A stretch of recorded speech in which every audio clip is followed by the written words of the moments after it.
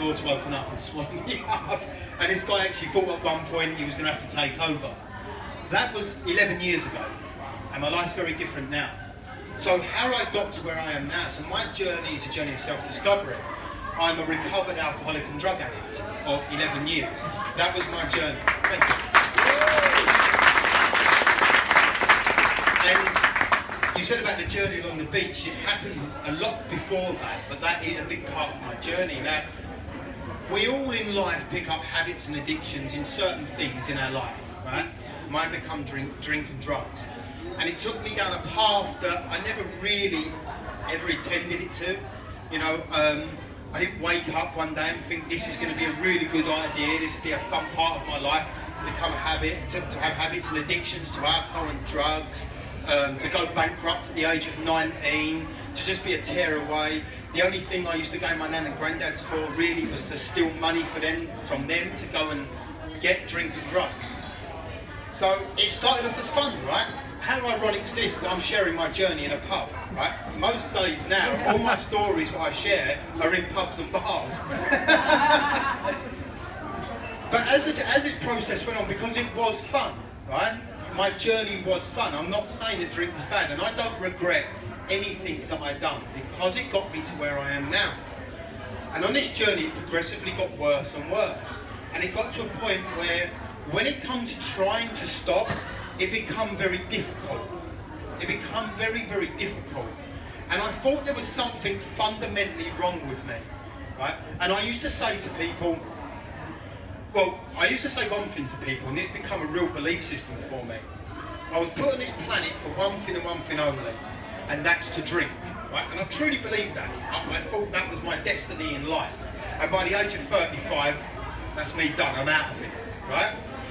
And the other belief that I had was this is just the way I am.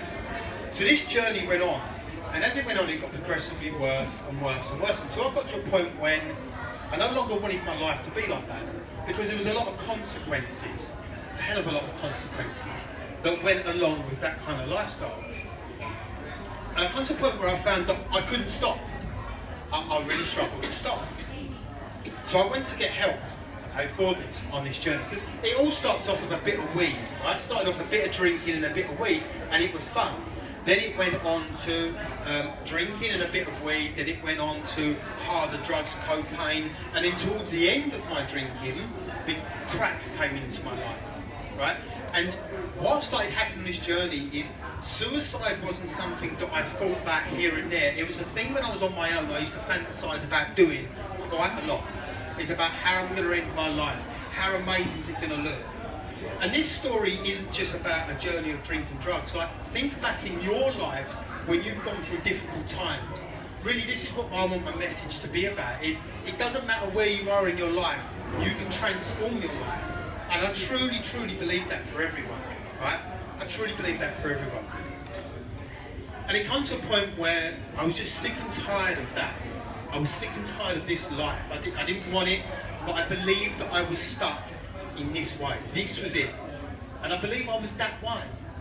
Maybe this was just the way I was born. So I went and got help for this, and things started to change. My life got better. A lot of consequences through my drinking, right? Now, one of the things that I've done, and I share openly, is I used to steal money from my nan and granddad.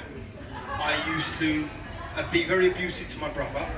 I once cut my mum's wrist. I went to cut my wrists, and I accidentally cut my mum's wrists open, drunk once, right? That's where drinking took me, right? And I share this openly because this is where it takes people, and that's the truth. That is the truth. This is where it takes people, and it leads you down this journey. So when I got help, and my life started to get better, but what I experienced was through this addiction was depression as well. I suffered a lot of anxiety and depression. Now the depression didn't go away, and the depression would come every few months. I would feel it, and then I got into this amazing world of self-development, and things started to get better. But what I realised with this is my life got better as long as I had all the plates spinning. As long as I was spinning all these plates and I was doing all this stuff, all these techniques and all this great stuff, my life was great. As long as I had these big audacious goals and dreams in my life, and I reached them, my life was okay.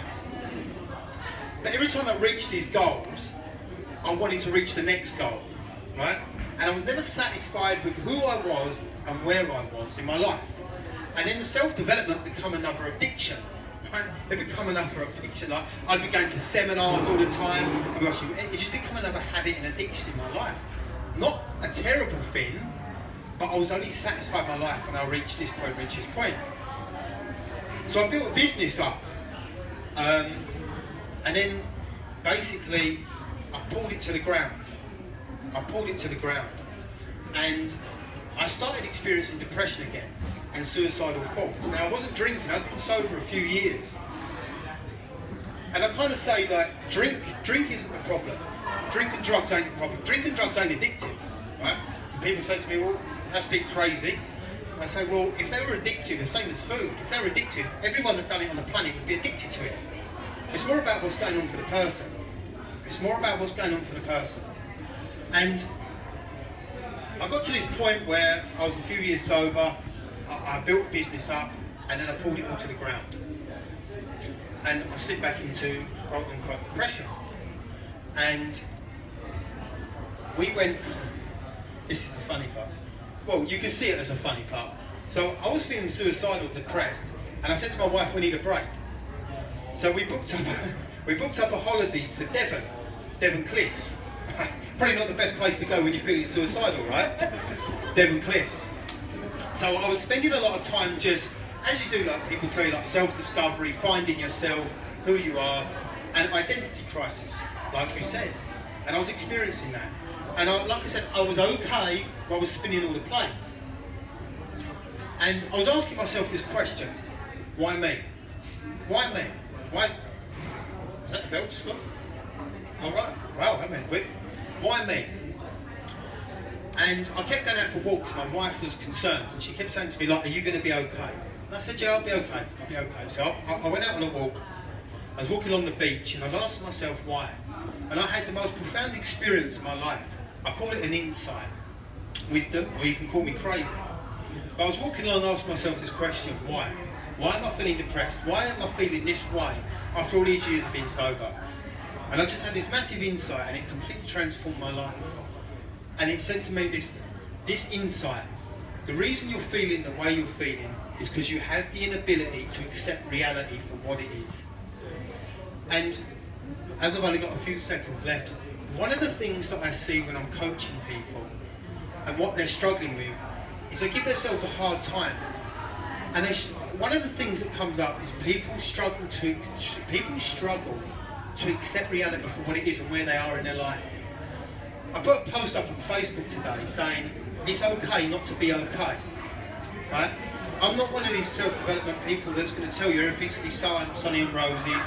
You know, you're always going to be positive, right? And I'll say this: I give up positive thinking because it made me fucking miserable, right?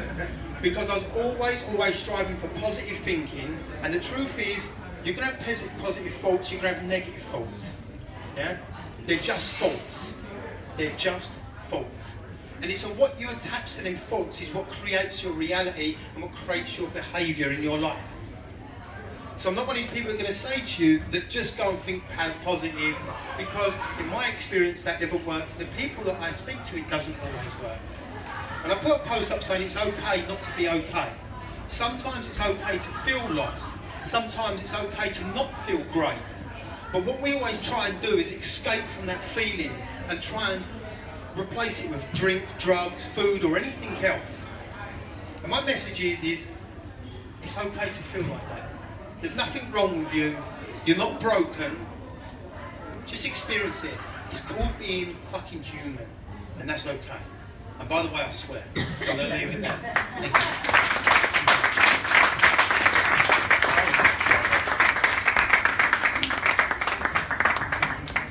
you.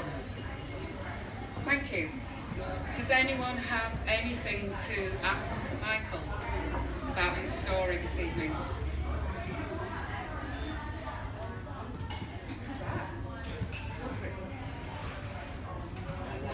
I don't think I remember, but what made you to start drinking?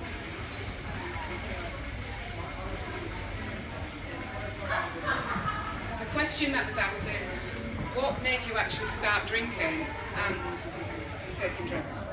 I fucking love the high. No, I'm joking. I guess if I bring it back to, I never felt good enough. Right? I never felt good enough. I never felt a part of. I always felt that there was something wrong with me and I was very different to everyone else. And when I drank and took drugs, it helped me to be a part of. Like I could be someone that I wasn't when I was sober. I could fit in with the crowd. I felt more accepted. So it was just a real innocent thing that I done, just to be part of. But what happened is it became, I just got caught up in a lot of thinking that I needed it a lot more than I did. And the truth was, the confidence was always there, the connection was always there, and it's nowhere else other than inside me. But I thought that I needed something else outside me to experience that in life. So really that's what it was, it's because I just never felt a part of, and I just wanted to be a part of. I'd answer your question. Yeah? Thank you very much.